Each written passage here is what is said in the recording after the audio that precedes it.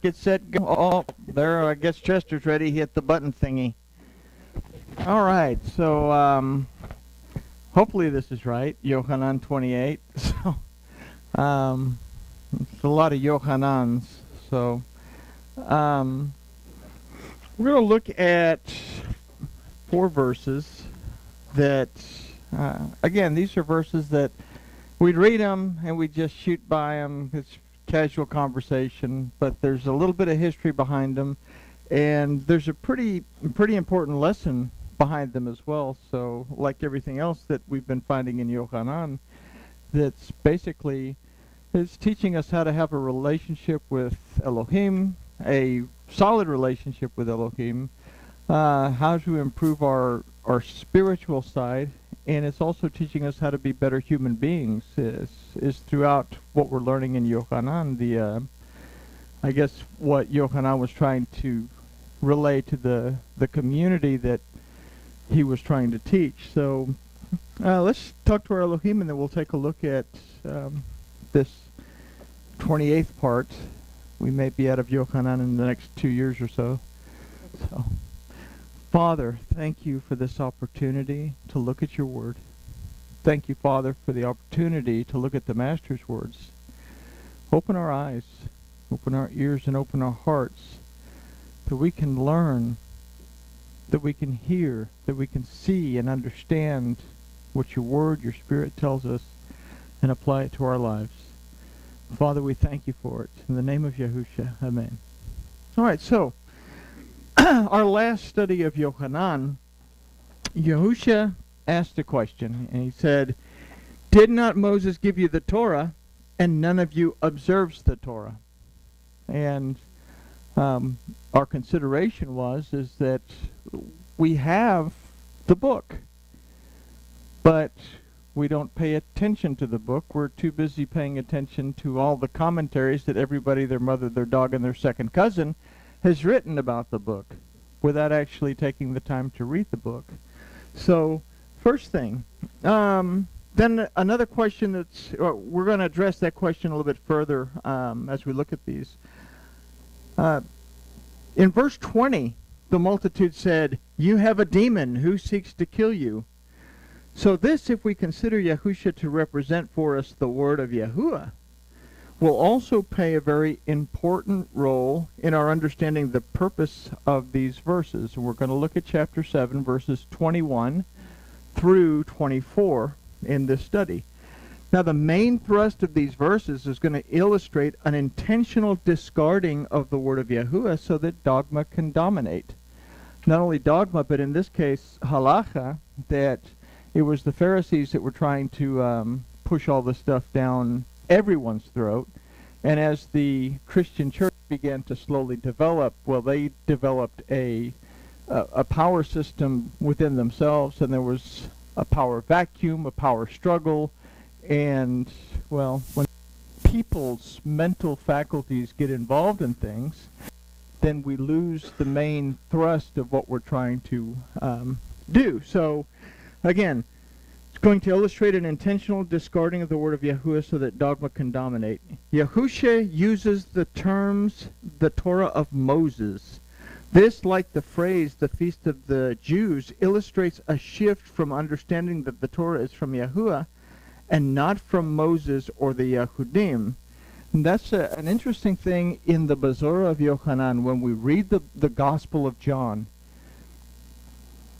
we see that the Jews, from a Greek standpoint or an English standpoint or whatever language you read it in, they're villainizing the Jews. And John played a very pivotal role in the later church, well, I say the later church around the 4th century, of separating themselves from any and all things that had to do with the feasts of the Jews, ignoring the fact that these are the feasts and festivals of Yahuwah. It's the Torah of Yahuwah and not something that is specific to that particular group. So, so Yahusha illustrates or uses the term the Torah of Moses, like the Feast of the Jews, illustrates a shift from the understanding that the Torah is from Yahuwah and not from Moses or the Yahudim. and that's an important concept. The Torah is from Yahuwah. From this shift in understanding, we must again take into account Yahusha's words to the Samaritan woman when he said, "You worship what you don't know." And we're going to kind of address that a little bit. Yochanan is going to restate the fact that the Torah is not from Yahuwah, or not only from Yahuwah, but that because of the hardness of the hearts of the Adam, I say the Adam, not just that guy named Adam, but the Adam is all humankind, men and women involved, that the hearts of the Adam, it is not represented as it should be. Okay? So Yochanan is going to restate the fact that the Torah is not only from Yahuwah, but that because of the hardness of the hearts of the Adam, it is not represented as it should be, and that it must be considered with love, compassion, and understanding. Again, we have the Pharisees that were very, very strict, and they made life miserable for everyone. And then you had the coming of the church that got harsher and harsher and harsher as we went into what was called the Dark Ages, that culminated with a very, very horrible period of time that was called the Inquisition, that was started in Spain, that if you didn't believe exactly the way the church believed, then there was all kinds of bad things that were going to happen. And they used this for political gain and to get rid of enemies of the state, or if you didn't like your neighbor, you could call the church, and the church would send their officials and arrest your neighbor. And so it became a very difficult time. So let's consider the verses, and then we're going to break them down individually. And again, for some reason, I don't know if it's the printer that doesn't like it or just the computer that doesn't like these particular verses, but they come out weird. Yahusha answered and said to them, "I did one work, and you are all amazed because of it." I can then just picture it. I do one work, just one work, and you guys are freaking out, wigging out, and stressing out now. Moses has given you circumcision, not that this is of Moses, but of the fathers. And on the Sabbath you circumcise a man. If a man receives circumcision on the Sabbath, that the Torah of Moses may not be broken, are you angry? Are you upset with me? Are you freaking out, wigging out, and stressing out with me because I made a man in every way whole on the Sabbath? Judge not according to appearance, but judge righteous judgment.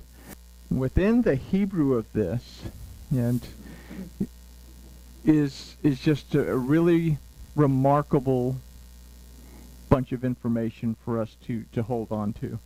So we start with verse 21. Yahusha answered and said to them, "I did one work, and you are all amazed because of it." So the problem that Yahusha is about to point out revolves around his restoring the withered hand of a man back in chapter 6, and doing so on the Sabbath.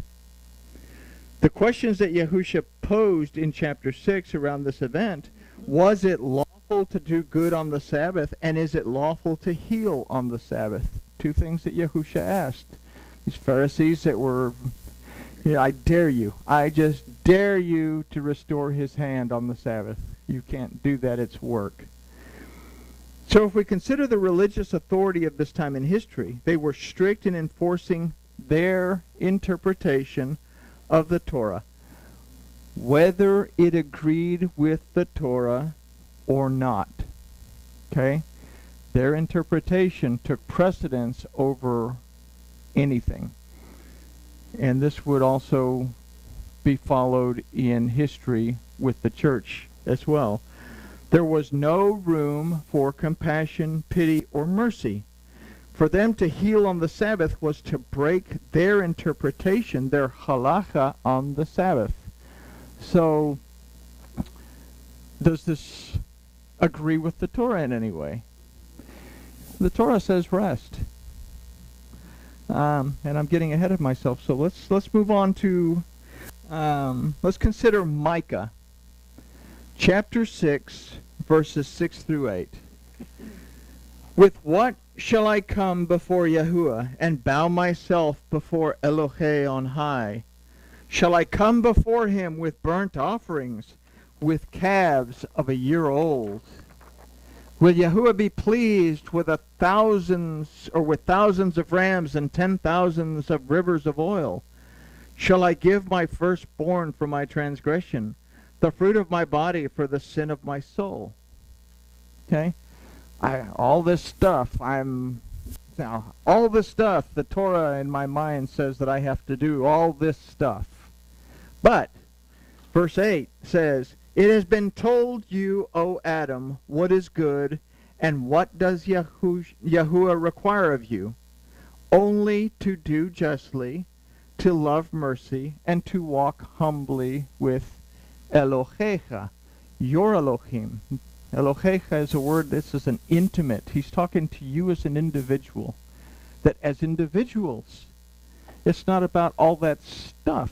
It's about walking humbly before our Elohim, building that relationship with our Elohim, and then having a love for mercy and for compassion so that we treat our fellow human beings the way we should treat ourselves. So this concept illustrates that the letter of the law is not as important as its content, which is to direct the path of the Adam to walk justly. And this comes from the word mishpat, that also means according to what is right, true, and correct. Mercy. Mercy comes from the word chesed, that also means goodness, compassion, kindness, and faithfulness. And this word comes from the root chasad, that means to be good, to be kind, to be compassionate. The word for and to love is ve'ahavat, that from the root ahava, refers to a human love. And it's something that we have. We have ahava for one another. Okay? The gematria of ahava is 13. And if we consider the 13th letter of the Aleph Beit to be Mem, that represents the word of Yahuwah as the living water, then we can consider that as humans, we must love according to the word of Yahuwah, our Elohim. So it's beyond this concept of, I have to do this, I have to do this, I have to do this, I have to do this. I have to be able to love according to what that word tells me. I need to be able to apply it in order to love and show compassion and show kindness and show goodness and show mercy, because I'm getting ahead of myself again. Okay, so we must also walk humbly with our Elohecha, which means your. It's a personal and intimate word for Elohim. The word for humbly is zana, that simply means to be humble. So let's take a rabbit trail to consider what Paul has to say about humility when it comes to dealing with others in a manner like Master Yahusha. And this is at Philippians 2, 3 through 5. We always hear, we're supposed to be like Yahusha. We're supposed to imitate the way he acted. That's a big thing that you hear, and the little bracelet things that were floating around a long time ago. We'll use the more correct, what would Yahusha do? So, but let's consider what Paul has to say at Philippians, because it's very important for us in order to understand how we are to behave towards one another. He says, this is Philippians 2, 3 through 5, let nothing be done through strife or vainglory. Don't be prideful about what you're going to do. Don't be looking for esteem from other people. But in lowliness of mind, let each esteem others better than themselves. Look not every man on his own things, but every man also on the things of others. Let this mind be in you, which was also in the Messiah, Yahusha. So, what is he saying? He's saying exactly what Yahusha had to say. You got to love your neighbor as yourself. But that golden rule also says, do unto others as you would have them do unto you. So I don't want to act like, I'm all that in a bag of potato chips. I'm up here, you're down here, and don't breathe my air kind of thing. So, but having taken all this into account, let's reconsider verse 21. The religious authority focused in on the act of healing on the Sabbath. And by their strict interpretation, this was a violation of the work prohibition in their halacha, not the Torah, which says to rest and do no servile work. If you're a carpenter, don't go to the shop and do carpentry stuff. Okay? If you're a carpenter, don't go to the shop and do carpentry stuff. It's a day of rest. Yahusha's pointing out that with tunnel vision, they're focusing on their own agenda rather than on the act of ahava and chesed. Well, ahava is love, chesed, goodness, compassion, kindness, and faithfulness. If your neighbor's roof has fallen in and it needs to be fixed in order to keep him and his family safe from the elements, and it happens on the Sabbath, as a carpenter, help him fix his roof. Okay? And this is halakha says, no, it doesn't make a difference. Let them freeze to death in the elements. You can't do anything. Although they kind of changed it up. If the Arab world starts to lob missiles at you on Yom Kippur, you can go and totally and completely take back the old city, and or if they attack you on the Sabbath, you have the right to defend yourself. But two different points of view. If you can help someone, if you need to help, someone needs you, and you have to work on the Sabbath in order to help that person, that's showing love, compassion, and everything else. And what did Yahushua say, or Yahuwah say? He said, I don't care about your rams and rivers of oil and all that other stuff. I want you to walk humbly with me, love mercy, love compassion. And Yahushua said, love your neighbor as yourself. If my roof caved in, well, I'd surely want someone to help me, so I'm going to help them as well. So, boy, what we must take from this verse is that dogma will be judgmental, while the Torah will always extend love, compassion, mercy, and goodness. Yahushua taught that the second commandment is like the first. And remember, he asks, what is the greatest commandment? And he gives him the Shema. And he says, love Yahuwah your Elohim with all your heart, your soul, your mind, your strength. Then he says, the other commandment is just like this one, that we love our neighbor as we love ourselves. And then he went on to say that on this hangs the Torah and the prophets. So imagine that. The Torah and the prophets is based on this. It's not based on, you can't flip a light switch on or turn on your burner. Your neighbor's ox is in the ditch. Well, look at that. We'll just have to wait till Sunday morning and then we can help you out. Hopefully he won't starve to death in the meantime, right? So Yochanan is teaching that we must focus on the right things and not get sidetracked by the things that, based on dogma and halacha, are not relevant to love and compassion. And the problem that we have with this is that today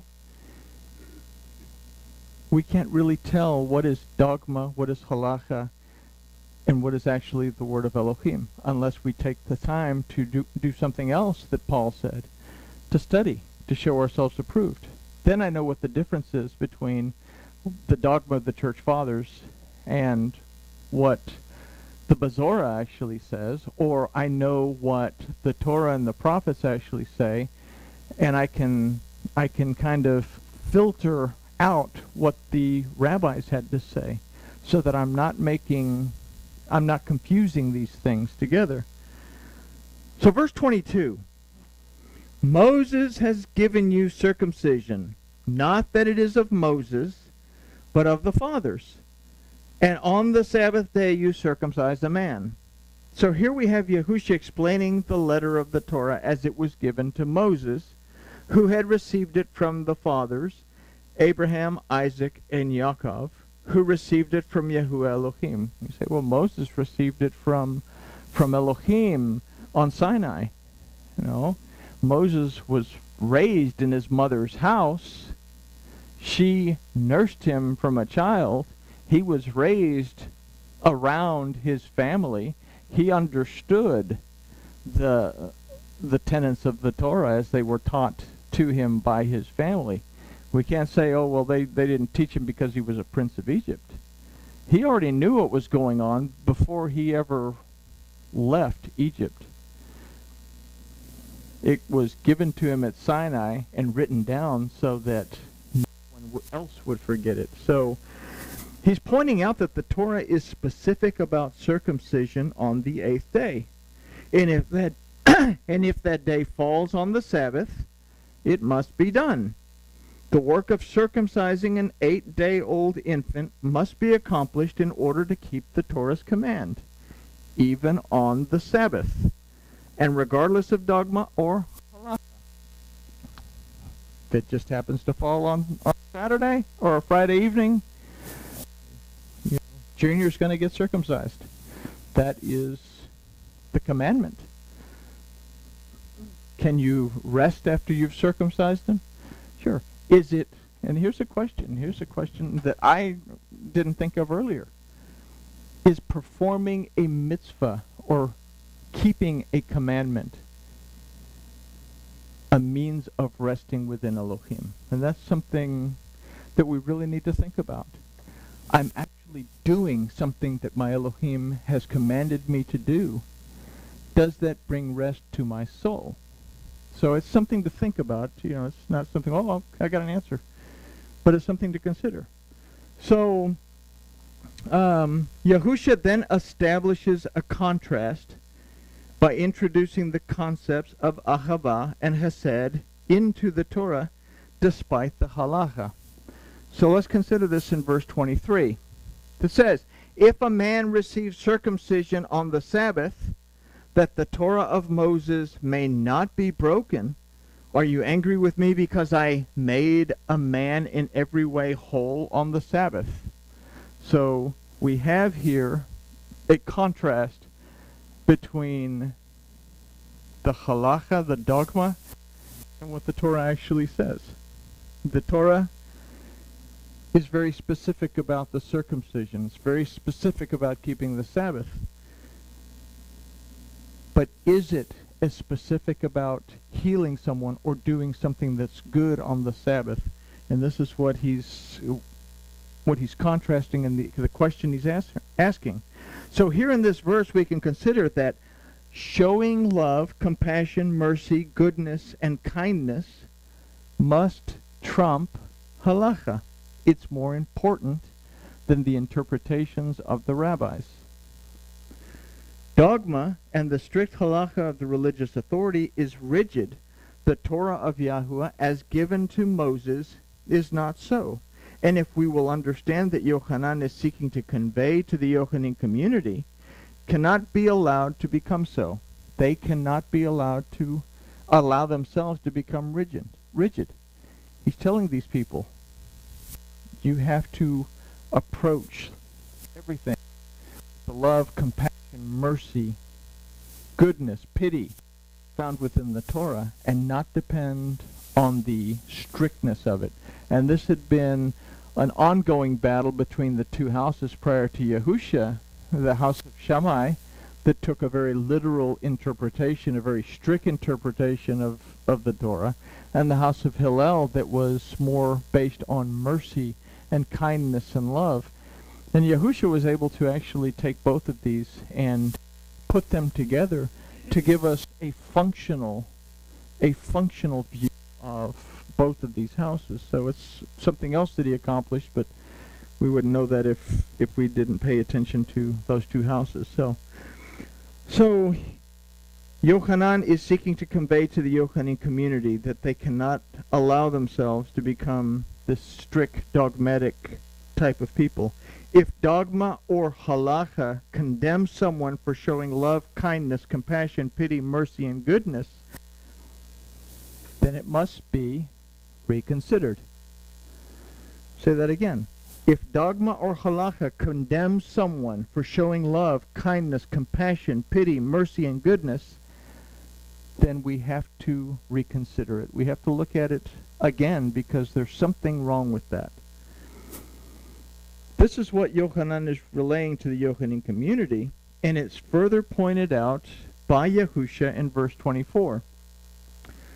Judge not according to appearance, but judge righteous judgment. All right. So the word for judge in this verse is again mishpat. We looked at it earlier, that aside from judge means to do what is right. The word for appearance is la'ainaim. Fortunately, it comes from the root ayin. That's a lot easier to say. That means the eye, from what is perceived. So we can consider this first phrase to say, do not do what you perceive to be right. Well, how is that? Do not do what I perceive. If I see that it's right, then I should do it. So let's take another look at that. The word used for but is key. That also means assuredly and truthfully. The word for righteous is zarek, that aside from simply righteous, refers to what is right and just according to Elohim. So what we can consider from this is do not do what you perceive to be right. In truth, do right according to what Elohim deems to be right. Okay, well, how am I going to know what Elohim deems to be right? Well, I have a book of instruction that tells me. And if my perception is in line, if it's in agreement with this perception, then I can go on, I should move forward and do it. But if my agreement is not in line with what the Torah says is the right thing to do, then I should really question it. And if the halacha or the dogma is really being strict and harsh towards my ability to love and show compassion towards my neighbor, then I really need to consider it, because is it really what the Torah says, or is it an interpretation based on the perception and the mental faculties of the ones that have come up with it? Is it a power struggle? Are they seeking to gain dominance over a group of people? Which is something that both Judaism and Christianity were moving towards. So we considered what this might be in verse 8 of Micah chapter 6. It has been told to you, O Adam, what is good, and what Yahuwah does require of you, only to do justly, and to love mercy, and to walk humbly with Elohecha, your Elohim. But I have all of these rules in the Torah, and I perceive that I have to do all of these rules in the Torah, and I ignore the fact that I have to love my neighbor as myself. My perception is strictly on the letter of the law, as opposed to the application of the instruction. Everybody understand what I'm getting at? Okay. So what these verses illustrate is that we must seek to act according to the achava, love, and the chesed, goodness, compassion, kindness, faithfulness of the Torah, and not simply on how our halacha tells us that we have to act. If we consider that Elohim is love, then we must consider that we are judged out of love, compassion, mercy, kindness, pity, goodness, by a mighty judge who has the authority to redeem, deliver, heal, and restore us. And this is an important one. And this mighty judge uses his word to do exactly this. So why is being able to shema, perceive, discern, understand, obey, and apply the Torah and Shamar, guard it, protect it, treasure it, and observe it, and observe it? Why are these things so important? It's because I want to stay in agreement with my Elohim, but I understand also that these are instructions on how to stay in line with the rules of the kingdom. Because Yahuwah regardless of how loving, compassionate, merciful, and everything else, must judge according to his Torah. And if I violate that Torah, then that violation will be judged according